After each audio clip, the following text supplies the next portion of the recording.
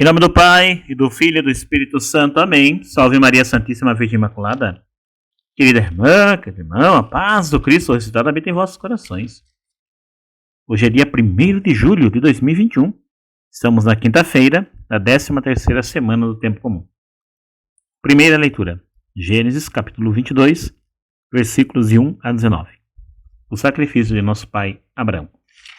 Escutemos atentamente, rezemos com o salmista, o refrão do Salmo 114.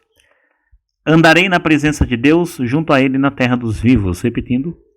Andarei na presença de Deus, junto a Ele na terra dos vivos. Agora sim, escutemos atentamente o Santo Evangelho desse dia. Mateus, capítulo 9, versículos de 1 a 8. Naquele tempo, entrando em um barco, Jesus atravessou para a outra margem do lago e foi para a sua cidade. Apresentaram-lhe então um paralítico deitado numa cama.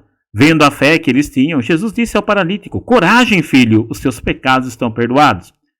Então alguns mestres da lei pensaram: esse homem está blasfemando. Mas Jesus, conhecendo os pensamentos deles, disse: Por que tendes esses maus pensamentos em vossos corações? O que é mais fácil fazer? Dizer: Os teus pecados são perdoados, ou dizer: Levanta-te e anda? Pois bem, para que saibais que o Filho do Homem tem na terra poder para perdoar pecados, disse então ao paralítico: Levanta-te, pega a tua cama e vai para a tua casa. O paralítico então se levantou e foi para a sua casa. Vendo isso, a multidão ficou com medo e glorificou a Deus por ter dado tal poder aos homens. Palavra da salvação. Glória ao Senhor. Que as palavras do Santo Evangelho perdoem os nossos pecados, assim seja. Amém. Peçamos ao Espírito Santo, a dor de 7 tons, que ilumine nossa mente, nosso coração, para compreendermos bem a palavra que nos foi anunciada. Amém. A palavra de Jesus hoje para mim, para você, é: meu filho, teus pecados estão perdoados. Para homens e mulheres tão pecadores quanto nós somos, é muito bom ouvir isso da boca de Jesus, que nossos pecados estão perdoados. Mas olha que interessante, Jesus diz isso ao paralítico que levam até Jesus, colocam à sua frente.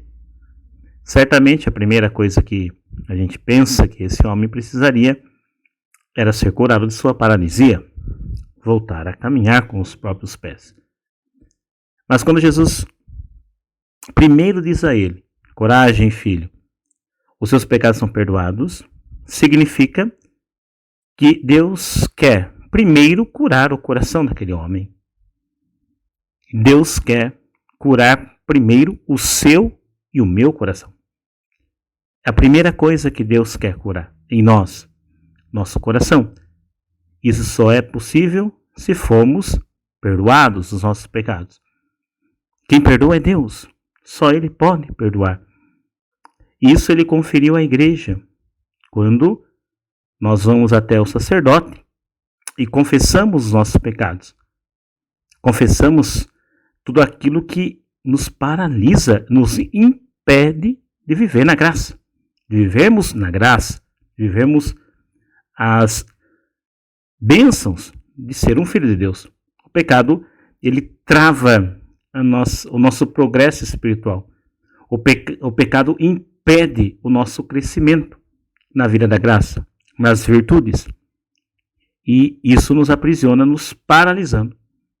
Por isso que naquele sacramento ali, quando eu confesso os meus pecados ao sacerdote, que age em persona Christi, é o próprio Cristo ministrando aquele sacramento, eu recebo o perdão autêntico para me libertar daqueles pecados que me paralisavam.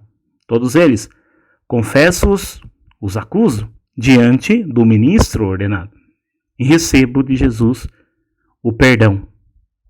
Perdão que me capacita novamente a andar, a caminhar, a voltar a trilhar os passos com os meus próprios pés, uma vez que fui desamarrado das amarras do pecado em mim.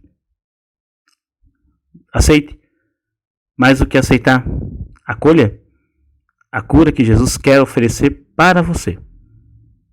Certamente você tem no seu coração um pedido a fazer a Deus muito específico em relação à sua vida, às questões que você tem, problemas que você enfrenta. Mas aceite o que Jesus está dizendo para você hoje. Seus pecados são perdoados. Aceite essa cura primeira, a mais importante, a cura da alma.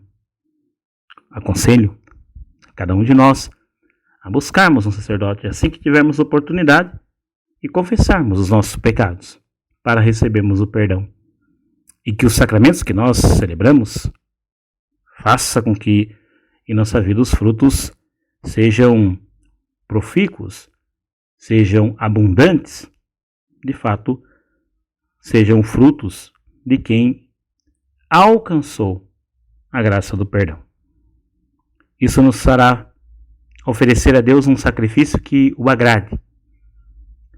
Às vezes a gente quer ofertar a Deus achando que o que a gente faz é correto, esquecendo que muitas vezes estamos influenciados pelo meio. E não é exatamente o que Deus espera de nós. Abraão, na primeira leitura, que nós temos como texto hoje, ele vai oferecer seu filho Isaque, aquilo que ele mais amava, e não é somente um filho que ele amava, mas era um filho que era um presente, era o filho da promessa que Deus tinha dado para ele e sua esposa Sara, já na idade de anciãos. Agora ele vai oferecer Isaque a Deus, porque a cultura em que ele vivia era assim. Eles entendiam que para agradar a Deus se oferecia a ele o melhor que você tivesse. E faziam sacrifícios humanos. Essa passagem, tão conhecida do Antigo Testamento, é narrada pelo autor bíblico para modificar esse modo de pensar daquelas culturas.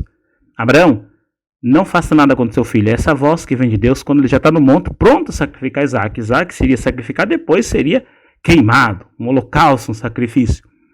Mas Deus impede, dizendo, não precisa fazer isso. Não faça nada contra o teu filho. Desamarre-o e ofereça no lugar dele um animalzinho.